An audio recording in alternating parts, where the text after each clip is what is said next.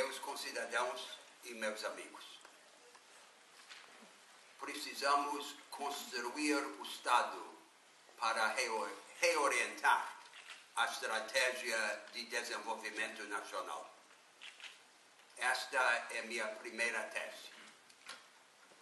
A construção do Estado passa pelo avanço simultâneo de 3 agendas de gestão. Esta é minha segunda tese.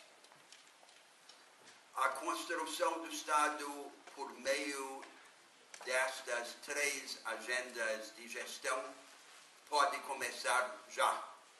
É factível com os meios que já estão à mão. Esta é minha terceira tese.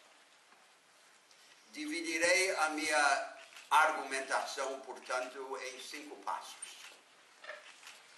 O primeiro passo é uma reflexão inicial a respeito da relação entre a construção do Estado e a nova estratégia de desenvolvimento nacional. O segundo passo é o esboço da primeira agenda de gestão, a agenda do profissionalismo burocrático. O terceiro passo é o esboço da segunda agenda de gestão, a agenda da eficiência administrativa. O quarto passo é o esboço da terceira agenda de gestão, a agenda do experimentalismo na forma de atuação do Estado. E o quinto e último passo é a proposta de um plano de ação para nosso movimento. Um plano que traduza este ideário em transformação.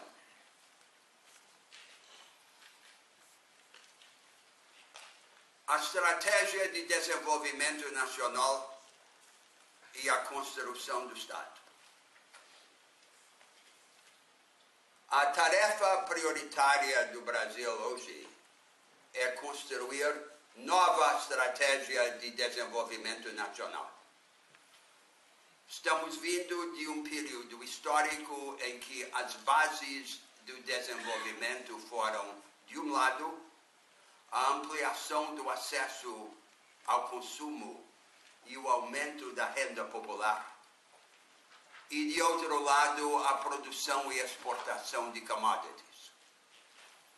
Esta estratégia teve grandes benefícios para o país, porque permitiu resgatar milhões da pobreza extrema e manter a maioria dos brasileiros empregados. Ela, porém, teve desde o início um defeito insanável, que era o de conviver com um nível muito baixo de produtividade na economia brasileira, condenando a maioria dos nossos concidadãos a viver vidas não apenas pobres, mas também pequenas. De qualquer forma, essa estratégia se inviabilizou com a mudança das circunstâncias na economia mundial. Agora precisamos avançar em nova estratégia, baseada em capacitações educacionais e oportunidades produtivas. Ao mesmo tempo, a qualificação e a democratização da economia do lado da oferta. A grande diferença entre democratizar a economia do lado da demanda e democratizá-la do lado da oferta é que a democratização do lado da demanda se pode fazer só com dinheiro, enquanto que a democratização do lado da oferta exige inovação institucional, mais poderosa e mais difícil do que o acesso a dinheiro. A verdade é que o Estado capaz de construir e implementar este produtivismo includente e capacitador no nosso país ainda não existe. Nós teremos de construí-lo no curso do processo.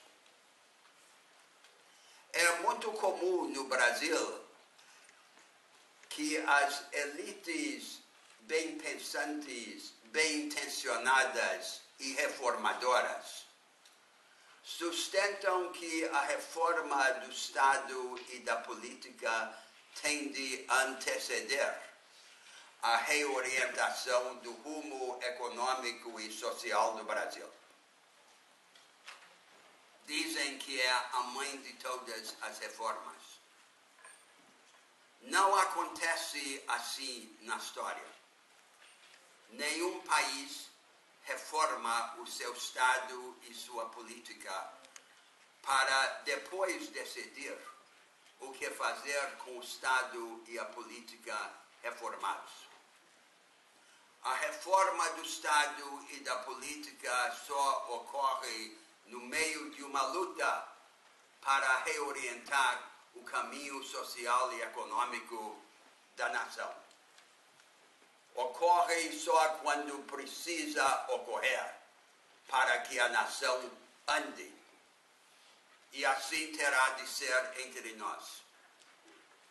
Há uma relação íntima entre a reorientação do rumo e a construção do Estado. É desta perspectiva que eu abordo o grande projeto nacional, o projeto de Estado, de construção do Estado.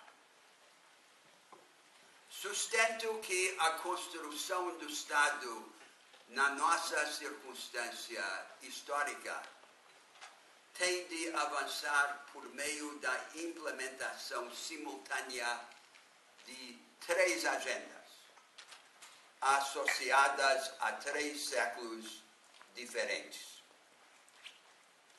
Dizer que estas agendas têm de ser executadas simultaneamente não é a mesma coisa que dizer que elas têm de ser executadas instantaneamente, como se fossem elementos de um sistema que ou existe de todo ou não existe. Por conta da história das ideias no pensamento social, estamos acostumados a associar gradualismo com falta de mudança profunda e mudança profunda com transformação sistêmica e instantânea. Mas isto é uma fantasia. Na história real, as mudanças de estrutura acontecem fragmentariamente. O que importa é o efeito cumulativo da trajetória, a visão do rumo e os passos seguintes. A transformação não é como arquitetura, é como música. Tem a ver com uma sucessão de passos. Agora avanço para o segundo momento da minha intervenção. A primeira destas 3 agendas de gestão, a agenda do profissionalismo burocrático, da construção de carreiras de Estado, é a agenda associada ao século XIX, mas continua a ser no Brasil obra inacabada. Sem carreiras de Estado, não há Estado capaz. Entre os elementos indispensáveis ao cumprimento desta primeira agenda, saliento 3 traços.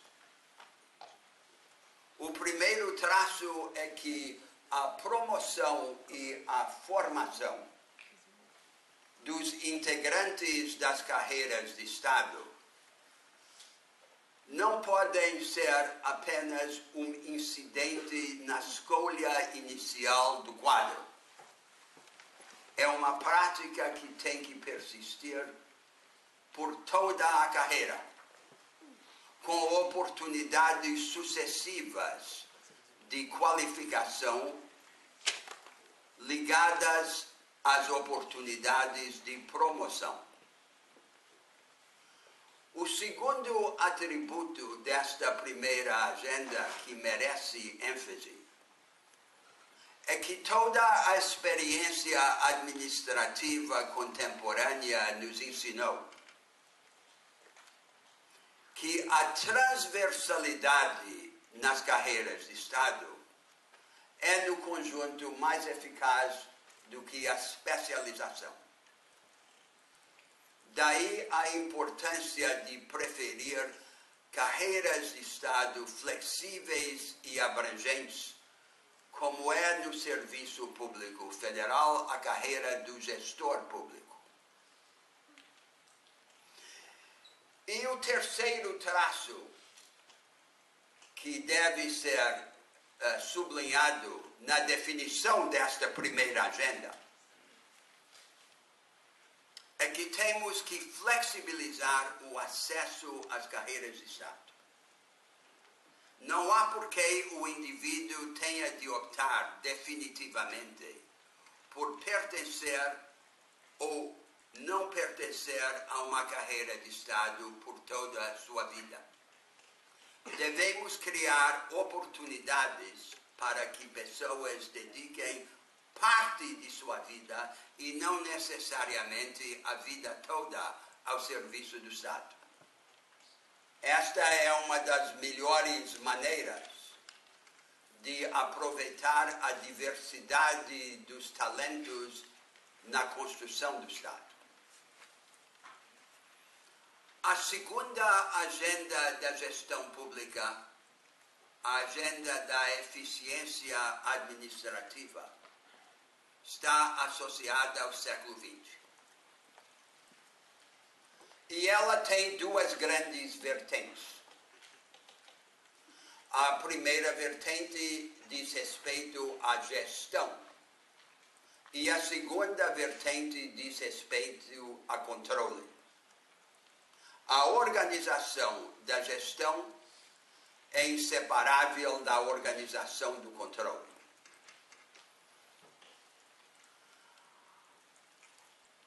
No entendimento do elemento de gestão no sentido estrito desta segunda agenda de eficiência administrativa, há uma dificuldade preliminar. A dificuldade preliminar é a importância de resistir à tentação de entender a eficiência administrativa apenas por uma transposição mecânica das nossas ideias a respeito da eficiência empresarial. Temos muito a aprender com as práticas empresariais. Mas a eficiência administrativa não pode ser construída por mera imitação daquilo que ocorre na vida das empresas. Nesta vertente da gestão em sentido estreito, há dois aspectos. Um aspecto é a importância de organizar o monitoramento, a avaliação, de uma forma múltipla. Primeiro, que cada departamento do Estado se avalie a si mesmo. Segundo, que haja no Estado, dentro do governo, uma avaliação central, por exemplo, no Ministério ou na Secretaria de Planejamento. Terceiro, que haja uma avaliação dentro do Estado, mas fora do governo, fora do executivo. E quarto, que haja uma avaliação fora do Estado na sociedade civil. A eficácia do monitoramento depende essencialmente da multiplicidade de seus agentes e de seus canais. A segunda parte deste projeto de qualificação da eficiência administrativa na gestão tem a ver com a correção, aproveitando as lições do monitoramento. São duas tarefas distintas. Quem corrige, quem seleciona, quem inova, não deve ser quem avalia. Aí tem de haver um segundo conjunto de agentes e de práticas para decidir à luz do que deu certo e do que não deu certo, como organizar a qualificação progressiva das práticas administrativas. É uma função distinta. E é só pela organização dessa função que conseguimos escapar ao dogmatismo administrativo. E ali prevalece a lógica oposta. Não a da multiplicidade dos canais, como no caso da avaliação, mas da necessidade de ter um centro decisório que decide o que será revisto, onde, quando e de que maneira. Nós temos um sistema vicioso de controle no Brasil, que tende a anular os melhores esforços de gestão. É uma expressão, eu não diria clássica, mas extrema, da cultura da desconfiança na administração pública. A pretexto de cercear o gestor desonesto, arma-se uma camisa de força que inibe a ação do gestor sério. A base é a desconfiança. A desconfiança expressa em regras e constrangimentos extravagantes. Para efetuar qualquer trabalho, o gestor tem de evadir-se dessas regras. A evasão é inevitável, senão não há trabalho. E a evasão, então, produz mais desconfiança e mais regras, e a camisa de força se estreita cada vez mais, até que o gestor fica quase inteiramente anulado. Tudo isso é feito em nome de perseguir a corrupção. O resultado é o oposto. No meio dessa confusão produzida por regras restritivas extremas e evasivas inevitáveis, a corrupção campeia mais facilmente. É um absurdo, um desvario, uma inversão de conceitos e de realismo. Temos que corrigir esse sistema radicalmente. E nesta correção há duas grandes direções. A primeira direção tem a ver com a incidência do controle sobre os atos administrativos. E ali há dois princípios que devem nortear as medidas de reforma. Um é o geral e o outro é o excepcional. O geral é que a diretriz das regras de controle deve ser facilitar e organizar a ação finalística do gestor. O gestor deve trabalhar em boa fé, com fundamentação razoável, para alcançar determinados objetivos. E o controle deve ser organizado para facilitar e ordenar esta ação finalística. Em contraposição a duas perversões. Uma perversão é multiplicar os procedimentos, os requisitos processuais, que não têm a ver com a relação entre meios e fins, com a ação finalística. E a outra perversão é julgar o gestor apenas pelos resultados. Quem atua de forma razoável para alcançar objetivos, a ação finalística, erra.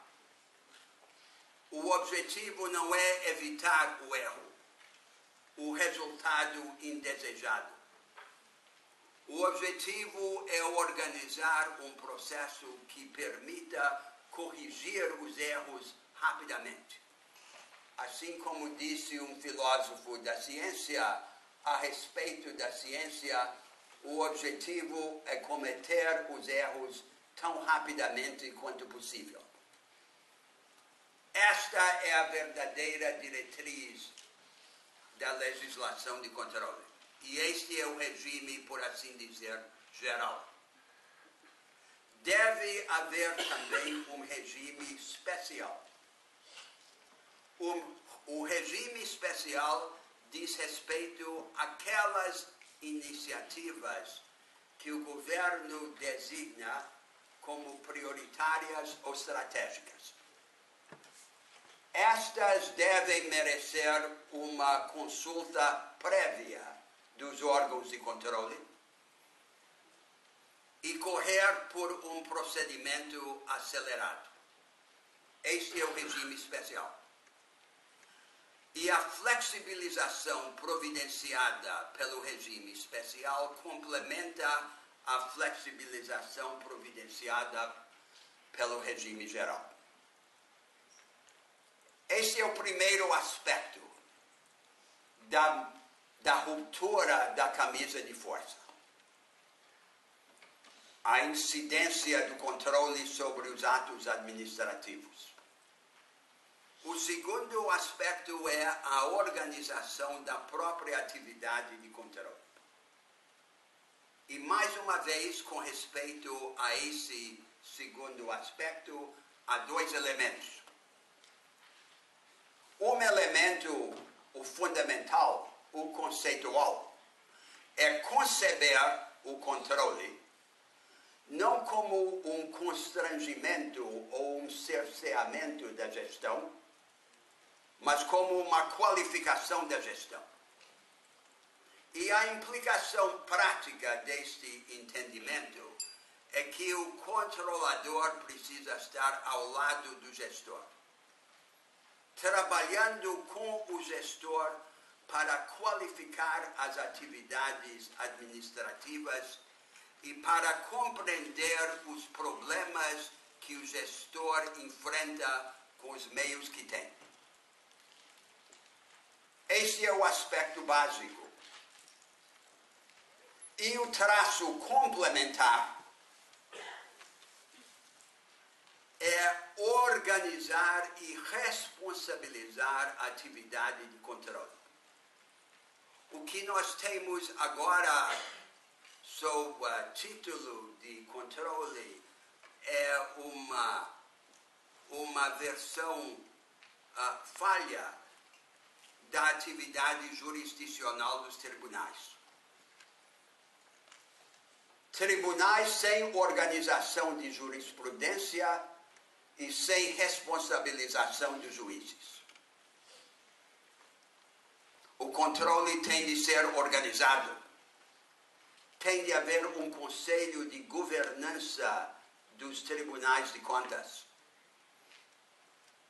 que organize convergência na jurisprudência, por assim dizer, desses tribunais de contas em todo o país. Hoje, predominam em toda parte as idiosincrasias. Cada tribunal de contas, em cada estado, diz uma coisa diferente. Não é um sistema, é a negação de qualquer sistema.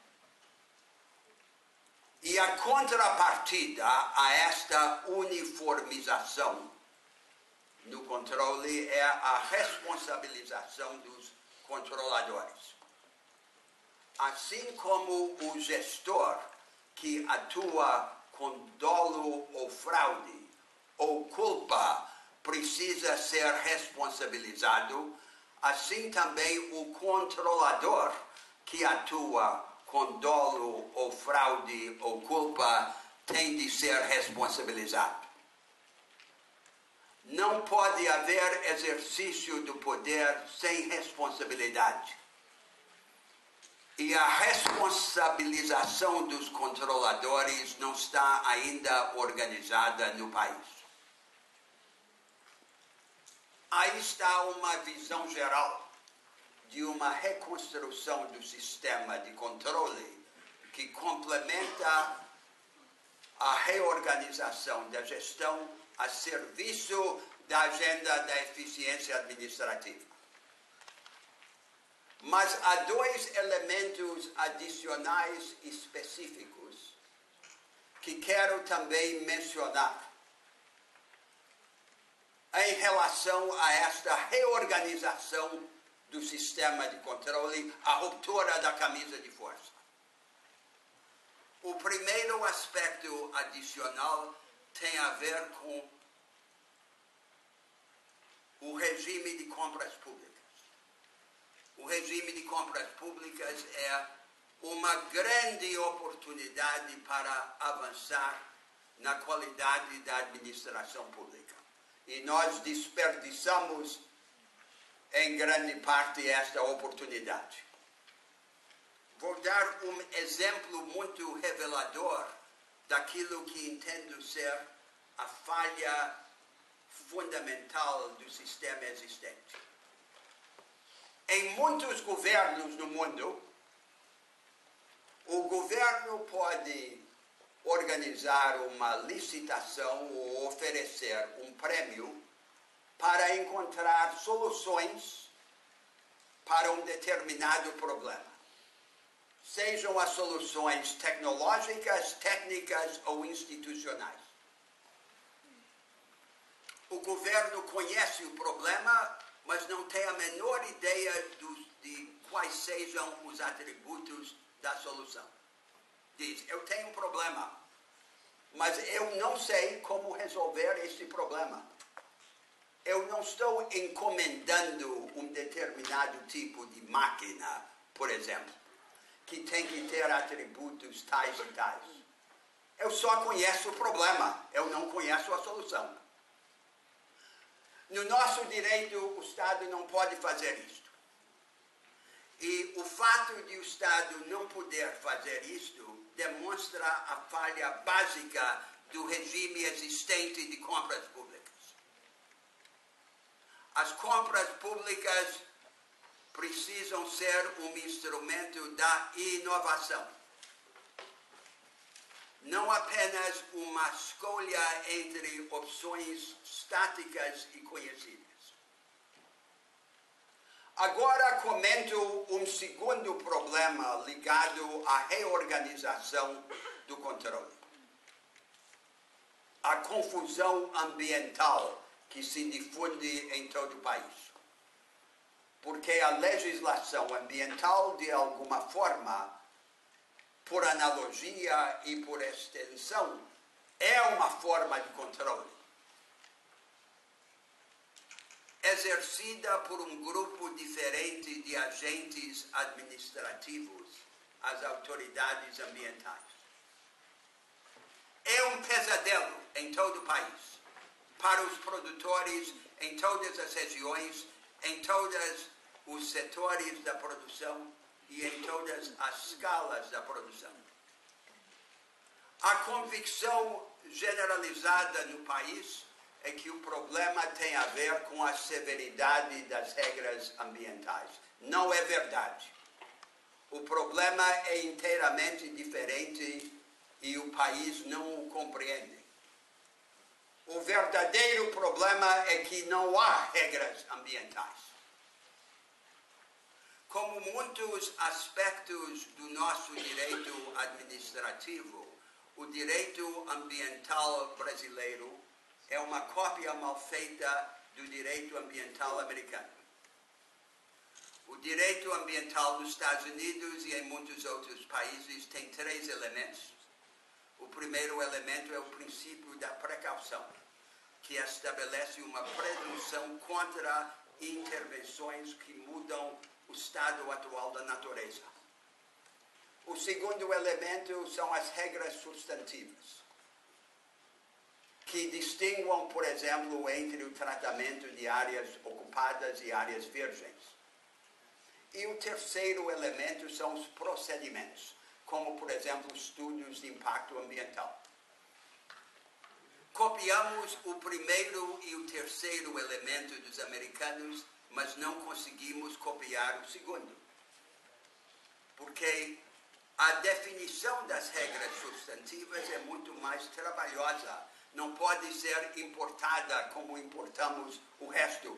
Depende da especificidade da nossa situação natural. O resultado é o seguinte: o direito ambiental brasileiro é um pseudo-direito, quase inteiramente processual, sem regras substantivas. Por conseguinte, delega poderes administrativos e discricionários quase limitados a um pequeno elenco de potentados, de sátrapas administrativos, que na falta de regras viram joguetes nas lutas entre ideologias e entre interesses, torturando os produtores em todo o país, acertando-se com as ONGs ou brigando com elas. E aí se estabelece a confusão em todo o país. Isto também é um aspecto do conserto do problema do controle. E não pode ser consertado se nem sequer compreendemos qual é o problema. Falta regra. E a solução é construir regra. Transformar o pseudo-direito ambiental num verdadeiro direito. Agora passo para o quarto momento da minha argumentação e esboço a terceira agenda da gestão pública. A agenda do experimentalismo na forma de atuação do Estado. É uma agenda associada ao nosso século, ao século XXI. A essência do problema é o seguinte: o que importa na organização dos Estados, das sociedades e das economias é a estrutura, é a organização institucional. Mas, ao contrário dos pensadores de séculos passados, nós não confiamos mais em fórmulas institucionais definitivas. Portanto, a nossa tarefa é cultivar a imaginação estrutural e a prática de mudanças estruturais sem sucumbir ao dogmatismo estrutural. E a única solução possível para esse problema é organizar tanto a economia como o Estado e até a própria cultura e a educação experimentalmente, radicalizando em todos os departamentos da vida social o impulso experimentalista, para construir o caminho no meio do caminho e para privilegiar na organização institucional aqueles atributos que têm a ver com a capacidade das instituições de favorecerem a sua própria transformação à luz da experiência. Isto é o experimentalismo. E é só assim que conseguimos trabalhar com as estruturas sem transformar uma determinada visão da estrutura em fetiche ou em dogma. Há três grandes campos para o avanço desse experimentalismo na administração pública. O primeiro campo é a reinvenção do federalismo. O nosso federalismo é copiado do federalismo americano. É o federalismo clássico. O federalismo clássico padece de uma contradição. A sua doutrina é a doutrina do experimentalismo. Desde o final do século XVIII, os Estados Federados são descritos como laboratórios de experimentação. Mas o arcabouço institucional do federalismo clássico conspira contra este experimentalismo, porque atribui poderes estanques a cada nível da federação, inibindo a cooperação federativa vertical e horizontal indispensável ao experimentalismo. A Constituição Brasileira de 88 apenas abre algumas brechas neste arcabouço institucional anti-experimentalista. Por exemplo, no artigo 23, que trata das competências comuns dentro da federação. Se quisermos estimular e ordenar o experimentalismo no país, precisamos reinventar o regime federativo para permitir a cooperação vertical entre os três níveis da federação e a cooperação horizontal entre os estados e os municípios.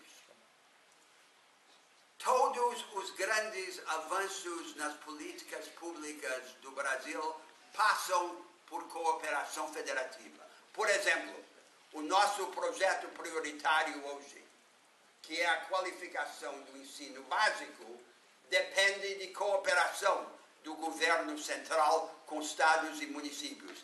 E nós ainda não organizamos um desenho institucional do federalismo cooperativo em educação.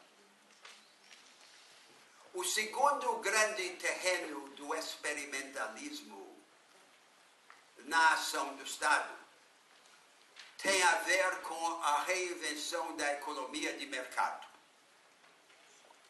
A economia de mercado não tem uma forma natural, necessária e singular. Nas ideias dominantes, pensamos que só há duas coisas que se podem fazer com uma economia de mercado: regulá-la ou atenuar as desigualdades que ela gera, recorrendo à tributação progressiva e a gasto social redistribuidor. Mas há uma terceira coisa muito mais importante que se pode fazer com uma economia de mercado, que é reorganizar as suas regras e suas instituições, a serviço da democratização das oportunidades e da disseminação das práticas produtivas mais avançadas. Os economistas costumam pensar que o mercado é um mercado, um contrato é um contrato e propriedade é propriedade. Estão inteiramente enganados. E 150 anos de pensamento jurídico demonstraram o contrário. A economia de mercado não tem uma forma institucional e jurídica necessária e a vida contratual e a propriedade, isto é, o acesso aos recursos da produção descentralizado, podem ser organizados de formas inteiramente diferentes, com consequências drásticas, não só para a distribuição das vantagens, mas também para a organização das trocas e da produção. Uma grande tarefa nas economias contemporâneas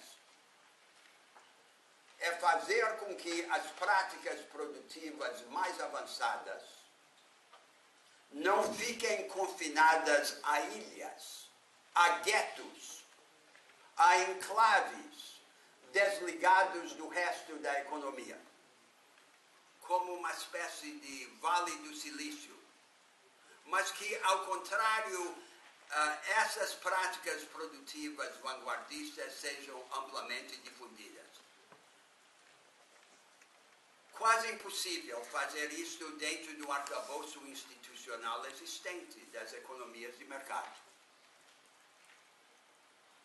É preciso inovar na forma pela qual os governos se relacionam com as empresas e as empresas entre si. A disseminação do vanguardismo não cabe dentro do modelo americano de regulação das empresas à distância ou do modelo do Nordeste Asiático de formulação de uma política industrial unitária imposta de cima para baixo pelo aparato do Estado. Exige uma parceria descentralizada, pluralista, participativa e experimental entre governos e pequenas e médias empresas de vanguarda, a serviço da disseminação do vanguardismo. E exige também que as próprias empresas avançadas possam competir e cooperar ao mesmo tempo, fazendo mutirão de certos recursos para ganhar economia de escala e, portanto, inovando nos regimes de propriedade de contrato. Tudo isto é um segundo grande terreno para o experimentalismo na ação do Estado. E o terceiro terreno é a provisão dos serviços públicos. O que nós temos no mundo todo, e certamente no Brasil hoje, em matéria de provisão dos serviços públicos, é uma espécie de Fordismo administrativo, por analogia ao Fordismo industrial. É a provisão de serviços públicos padronizados de baixa qualidade pelo aparato do Estado.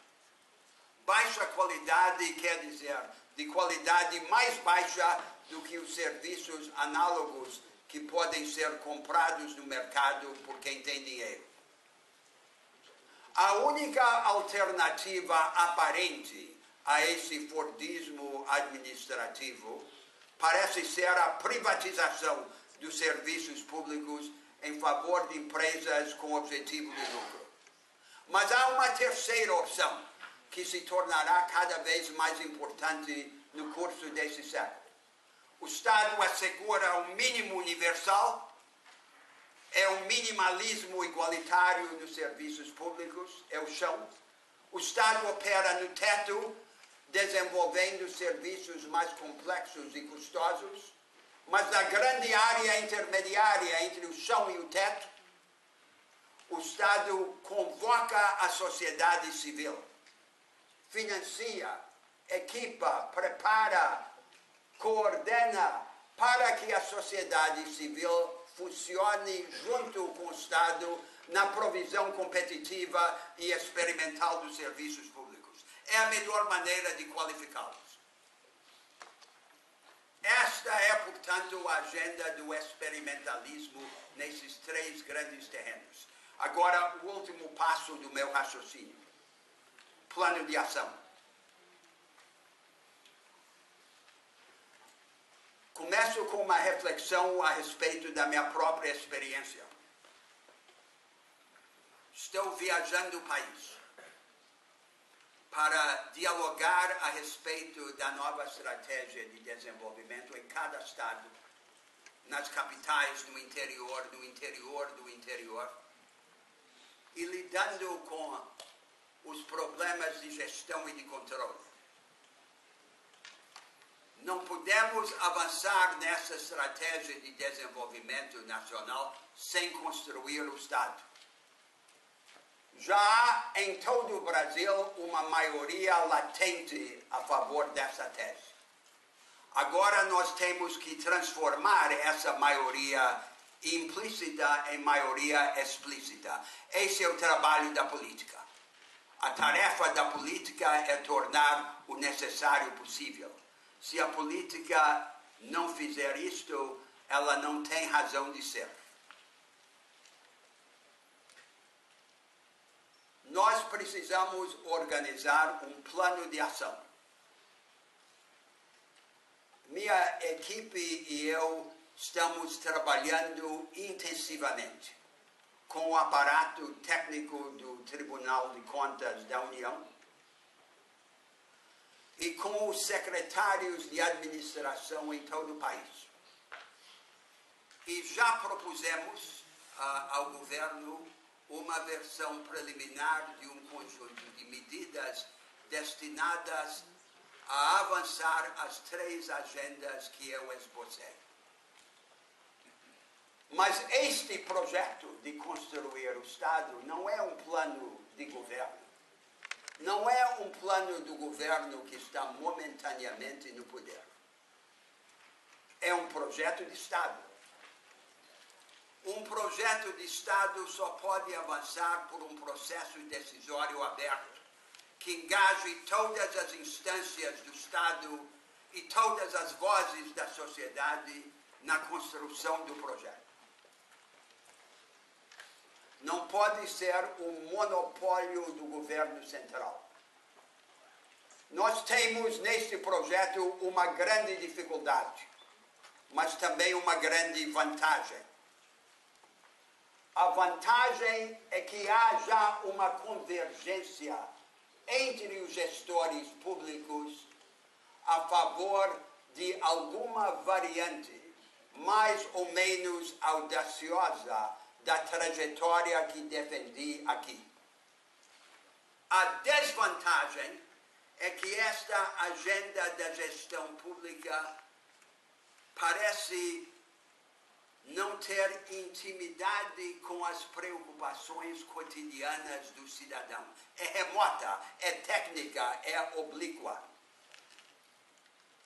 Paradoxalmente, a agenda da eficiência administrativa do século XX é menos remota do que a agenda do profissionalismo burocrático do século XIX. E a agenda do experimentalismo na ação do Estado, menos remota ainda, porque toca diretamente nos problemas da política social e da organização econômica. Temos que aproveitar esta oportunidade. Eu proponho, portanto, um plano de ação para que esta iniciativa não se confine a um plano de governo, mas se torne verdadeiramente um projeto de Estado e um movimento nacional. Precisamos nos reunir, todos que estamos comprometidos com a solução desses problemas, acima dos partidos, em todas as regiões, para construir este projeto de Estado, organizar um movimento nacional. Este movimento nacional terá 3 tarefas. A primeira tarefa é construir um ideário. Não é apenas um amontoado de medidas técnicas, é a visão de uma trajetória. A segunda tarefa é trabalhar com gestores públicos em todo o país, inclusive os secretários estaduais de administração, para definir medidas tangíveis que possam ser os primeiros passos desta transformação. E a terceira tarefa é praticar um proselitismo nacional. É explicar aos nossos concidadãos a importância central deste projeto. Construção do Estado a serviço da reorientação do desenvolvimento nacional. Agora!